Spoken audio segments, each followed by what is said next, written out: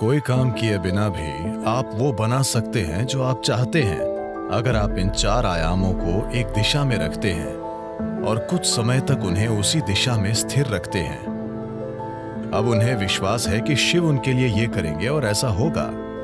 तो क्या शिव खुद आकर आपका घर बनाएंगे? नहीं। मैं चाहता हूं कि आप समझें, ईश्वर आपके लिए छोटी उंगली भी नहीं उठाएंगे। इस धरती पर अब तक जो नहीं हुआ वो कल हो सकता है। इंसान इसे कल एक सच्चाई बना सकते हैं।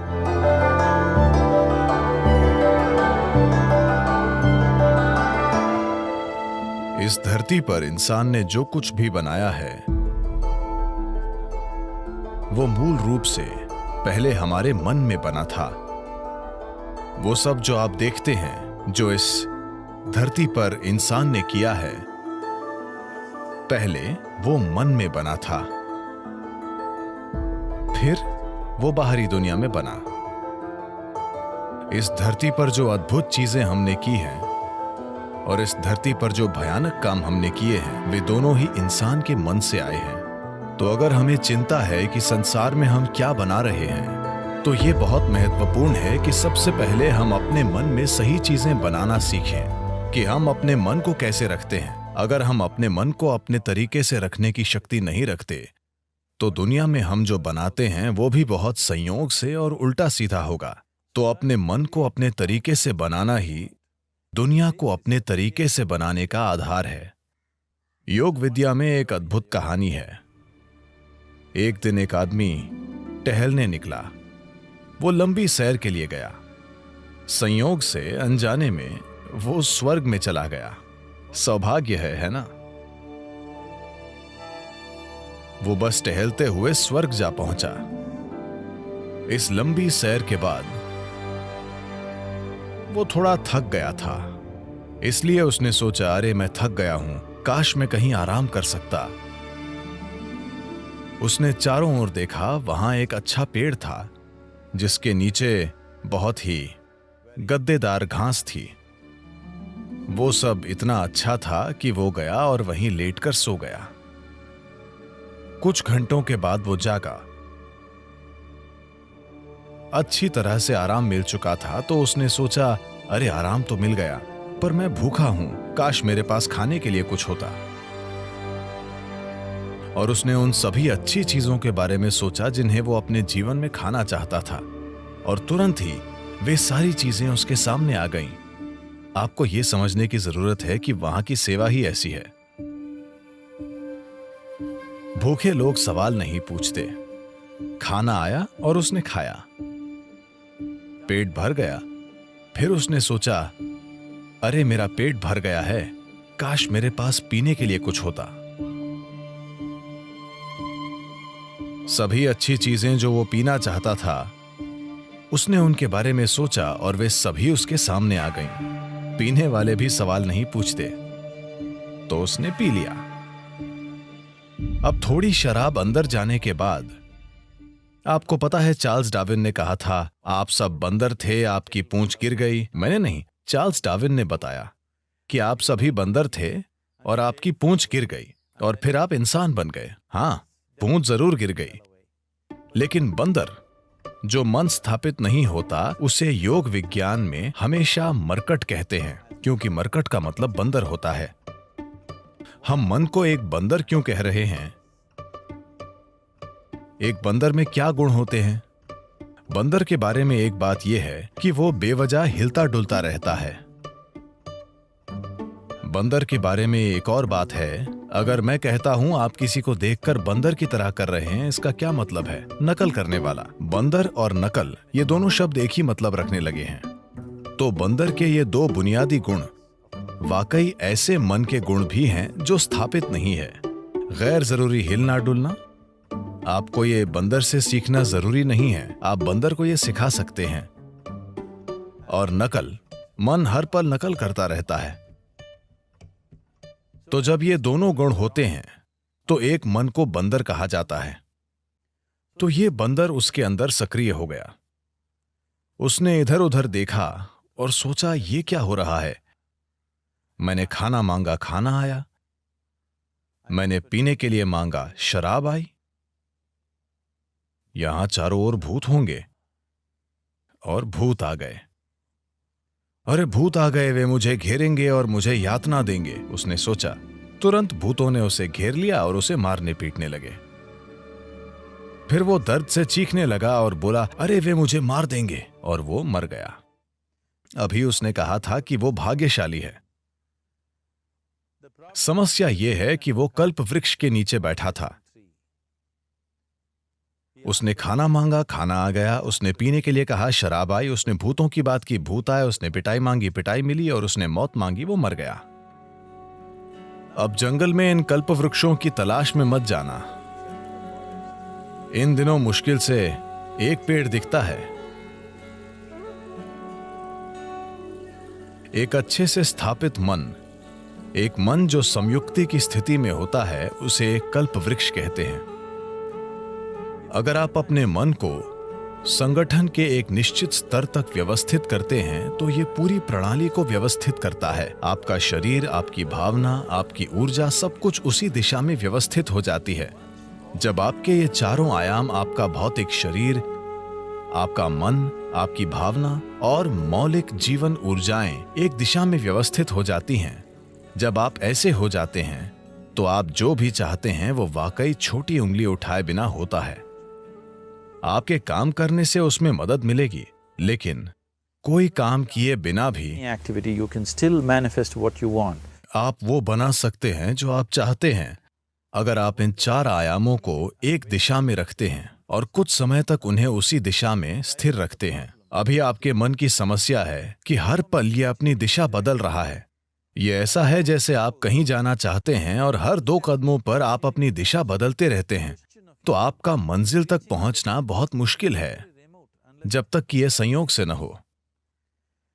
तो अपने मन को व्यवस्थित करना और उससे पूरे सिस्टम को और अपने इन 4 बुनियादी आयामों को एक दिशा में व्यवस्थित करना, अगर आप ऐसा करते हैं तो आप खुद कल्पवृक्ष हैं। Anything that you wish will happen. जो भी आप चाहते हैं वो होगा। पर अभी अगर आप अपने जीवन को देखें तो वो सब जिसकी आपने अब तक इच्छा की है, अगर वो हो जाए तो आप खत्म। वे चीजें और लोग जो आपने चाहे, अगर वो सब आज आपके घर में हों, तो क्या आप जी पाएंगे? जब हम इस तरह समर्थ हो जाते हैं तो ये बहुत महत्वपूर्ण है कि हमारी शारीरिक क्रिया, भावनात्मक क्रिया, मानसिक क्रिया और ऊर्जा क्रियाएं नियंत्रित और ठीक दिशा में हों। अगर ऐसा नहीं है तो हम विनाशकारी, आत्मविनाशकारी बन जाते हैं। अभी यही हमारी समस्या है। जिस तकनीक को हमारे जीवन को सुंदर और आसान बनाना चाहिए, वो सभी समस्याओं की जड़ बन गई है। हम अपने जीवन के आधार को नष्ट कर रहे हैं, जो कि धरती है। तो जो एक वरदान होना चाहिए था, हमने उसे एक श्राप बना दिया। पिछले 100 वर्षों में हमें आराम और सुविधा के जबरदस्त स्तर मिले हैं, जो हमारे जीवन के लिए खतरा भी बन गए हैं, सिर्फ इसलिए कि हम सचेत होकर काम नहीं कर रहे हैं। हम आदतों से मजबूर हैं। तो मन को व्यवस्थित करने का बुनियादी मतलब है चीजों को विवशता से करने के बजाय जागरूक होकर करना। आपने ऐसे लोगों के बारे में सुना होगा जो कुछ मांगते हैं और सभी उम्मीदों से परे वो उनके लिए सच हो जाता है। आमतौर पर ऐसा उनके साथ होता है जो श्रद्धा रखते हैं। मान लीजिए आप घर बनाना चाहते हैं। अगर आप सोचने लगेंगे, अरे मैं एक घर बनाना चाहता हूं, घर बनाने के लिए 50 लाख रुपए चाहिए, मेरी जेब में 50 रुपए हैं, नहीं होगा, नहीं होगा, संभव नहीं है। जैसे ही आप कहते हैं संभव नहीं है, आप ये भी कह रहे हैं कि मैं ये नहीं चाहता। तो एक स्तर पर आप इच्छा पैदा कर रहे हैं कि आप कुछ चाहते हैं, दूसरे स्तर पर आप कह रहे हैं मैं ये नहीं चाहता। तो इस संघर्ष में ये शायद न हो पाए।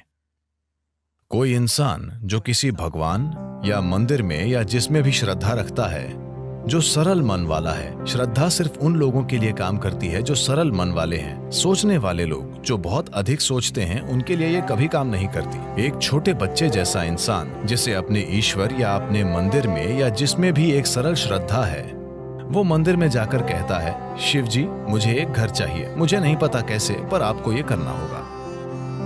अब उसके मन में कोई उल्टे विचार नहीं है, क्या ऐसा होगा, क्या ऐसा नहीं होगा, क्या यह संभव है, क्या यह असंभव नहीं है। श्रद्धा के सरल काम द्वारा इन चीजों को पूरी तरह से हटा दिया जाता है। अब उसे श्रद्धा है कि शिव उसके लिए ये करेंगे और ऐसा होगा। तो क्या शिव खुद आकर आपका घर बनाएंगे? नहीं। मैं चाहता हूं कि आप समझें, ईश्वर आपके लिए छोटी उंगली भी नहीं उठाएंगे। जिसे आप ईश्वर कहते हैं वो सृष्टि का स्रोत है। एक निर्माता के रूप में उन्होंने जबरदस्त काम किया है, कोई प्रश्न नहीं है। आप इससे बेहतर सृष्टि सोच सकते हैं? अभी जो भी है उससे बेहतर सृष्टि की क्या कोई कल्पना कर सकता है? तो एक निर्माता के रूप में उन्होंने बेहतरीन काम किया है।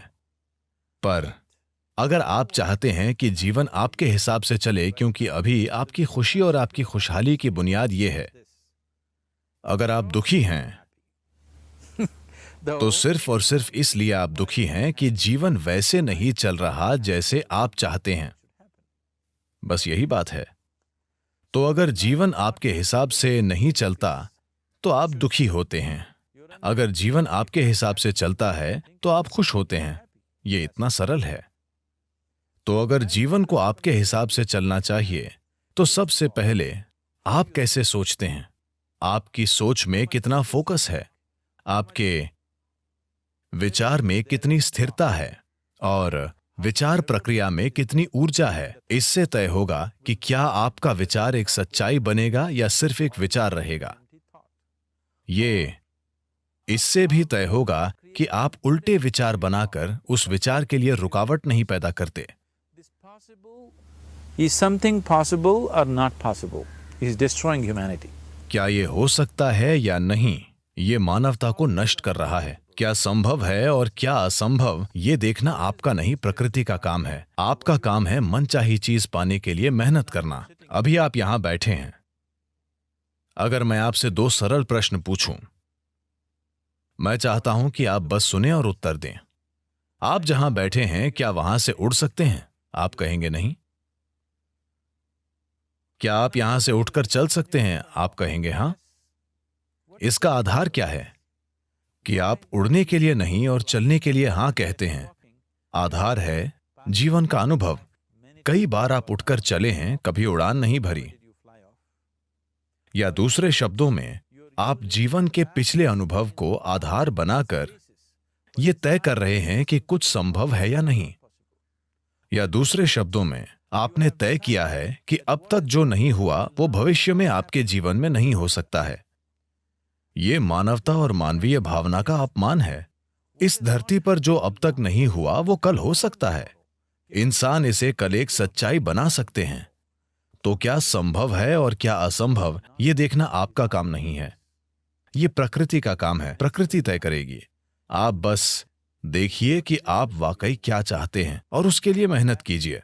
और अगर आपका विचार एक शक्तिशाली तरीके से तैयार होता है, बिना किसी उल्टे विचारों के, कोई ऐसे उल्टे विचार न हो जिनसे विचार प्रक्रिया की तीव्रता कम हो जाए। सबसे पहली और महत्वपूर्ण बात यह है कि आपको स्पष्ट पता होना चाहिए कि आप वाकई क्या चाहते हैं। अगर आप नहीं जानते कि आप क्या चाहते हैं तो उसे बनाने का सवाल ही नहीं उठता।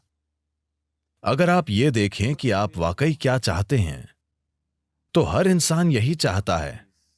वो खुशी से जीना चाहता है, वो शांति से जीना चाहता है। In terms of its relationships, वो चाहता है कि उसके रिश्ते प्यार भरे हों। या दूसरे शब्दों में कहें तो कोई भी इंसान यही चाहता है कि वो अपने भीतर सुखी हो और उसके चारों ओर सुख हो। ये सुख अगर हमारे शरीर में होता है तो हम इसे सेहत या सुख कहते हैं। अगर ये हमारे मन में होता है तो हम इसे शांति और खुशी कहते हैं। अगर ये हमारी भावना में होता है तो हम प्यार और करुणा कहते हैं। अगर ये हमारी ऊर्जा में होता है तो हम इसे आनंद और परमानंद कहते हैं। यही एक इंसान की तलाश है। चाहे वो काम करने अपने ऑफिस जा रहा है, वो पैसा कमाना चाहता है, करियर बनाना चाहता है, परिवार बनाए, वो बार में बैठे या मंदिर में बैठे, वो तब भी उसी चीज की तलाश में है। भीतर सुख, चारों ओर सुख।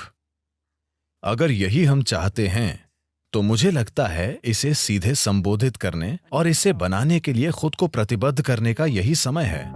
तो आप खुद को एक शांतिपूर्ण इंसान, आनंदमय इंसान, प्रेम करने वाला इंसान, सभी स्तरों पर एक सुखद इंसान बनाना चाहते हैं। और क्या आप इस तरह की दुनिया भी नहीं चाहते? एक शांतिपूर्ण दुनिया, एक प्रेमपूर्ण दुनिया, एक आनंदमय दुनिया। नहीं नहीं, मुझे हरियाली चाहिए, मुझे भोजन चाहिए। आनंदित दुनिया से हमारा मतलब है कि हम जो भी चाहते थे वो हो गया। आप इसी की तलाश कर रहे हैं, तो आपको यही करने की जरूरत है कि अपने और अपने आसपास के लोगों के लिए एक शांतिपूर्ण, आनंदमय और प्रेमपूर्ण दुनिया बनाने के लिए प्रतिबद्ध हो जाएं।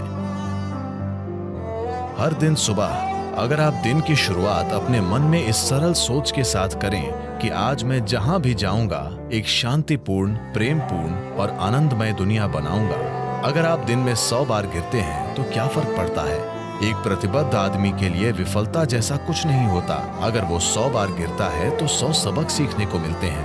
अगर आप खुद को कुछ वाकई अच्छा बनाने के लिए प्रतिबद्ध करते हैं तो आपका मन व्यवस्थित हो जाता है। जब आपका मन व्यवस्थित हो जाता है तो आपकी भावना व्यवस्थित हो जाएगी। भावना का संबंध विचार से है। जब आपका विचार और भावना संगठित हो जाती हैं तो आपकी ऊर्जाएं उसी दिशा में व्यवस्थित हो जाएंगी। जब आपके विचार, भावना और ऊर्जा व्यवस्थित हो जाएंगे तो आपका शरीर व्यवस्थित हो जाएगा। जब ये चारों एक दिशा में व्यवस्थित हो जाते हैं तो आप में मनचाही चीज बनाने और प्रकट करने की जबरदस्त क्षमता होगी। आप कई मायनों में ईश्वर होंगे। जो सृष्टि का स्रोत है वो आपके जीवन के हर पल में आपके अंदर काम कर रहा है। बात सिर्फ ये है, क्या आपने उस आयाम तक पहुंच बनाई है या नहीं? अपने जीवन के 4 मूल तत्वों को व्यवस्थित करके आपको वो पहुंच मिलेगी। ऐसा करने के लिए साधन और तकनीकें हैं। योग का पूरा विज्ञान, पूरी तकनीक जिसे हम योग कहते हैं, वो बस यही है, खुद को सृष्टि के एक टुकड़े से सृष्टा बनाना।